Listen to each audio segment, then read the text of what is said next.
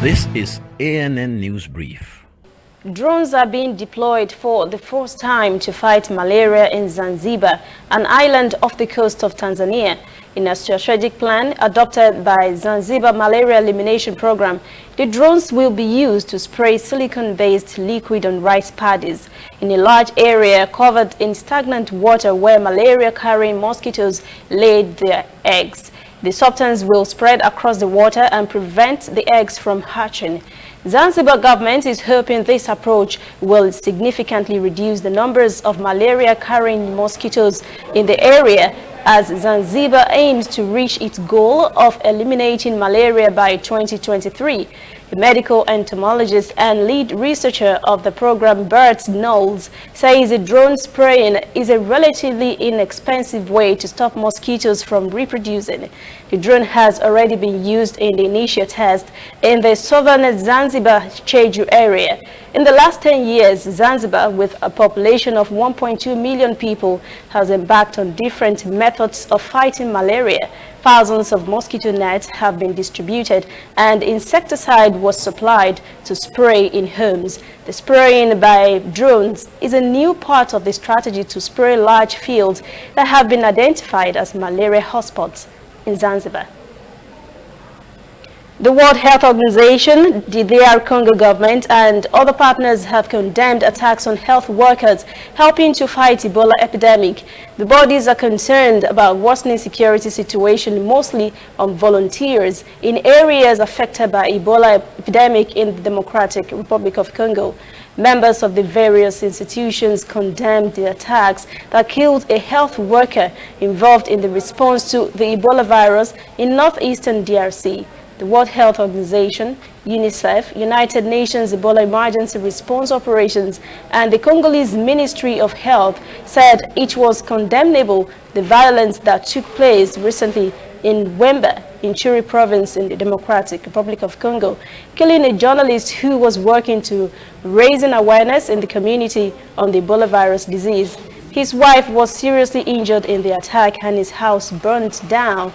Health workers are at the forefront providing assistance to communities affected by the devastating effects of Ebola. The authorities reiterated that any act of violence against these people is unacceptable. UN says DRC has already recorded more than 3,000 cases of Ebola and nearly 2,200 have died. Stay with us, we'll return after this break. Whether in your house, at your office, on your phone or online, we are there. We have the facts behind the headlines. We cut to the chase with the news you really need. We cover every angle. We are the bigger, better news network. We are African News Network. ANN. Watch ANN News on MITV from a truly African spirit.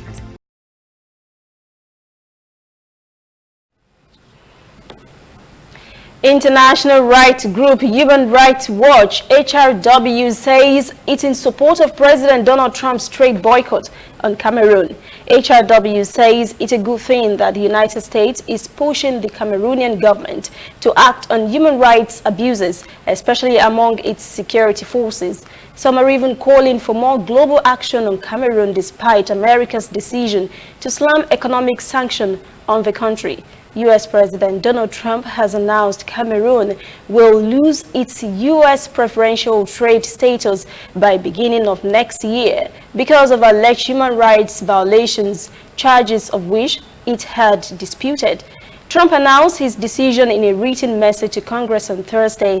He accused the Cameroon government of engaging in gross violations of internationally recognized human rights that include extrajudicial killings, arbitrary and unlawful detention, and torture.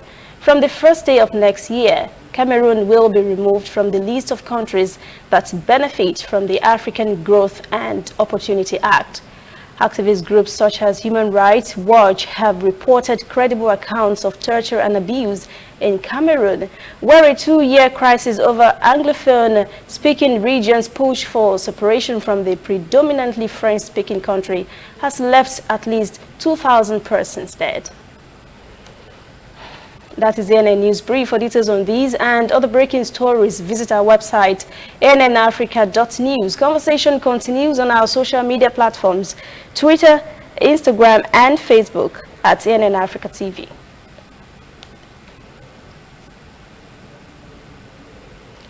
I'm Lucy Adeyemi.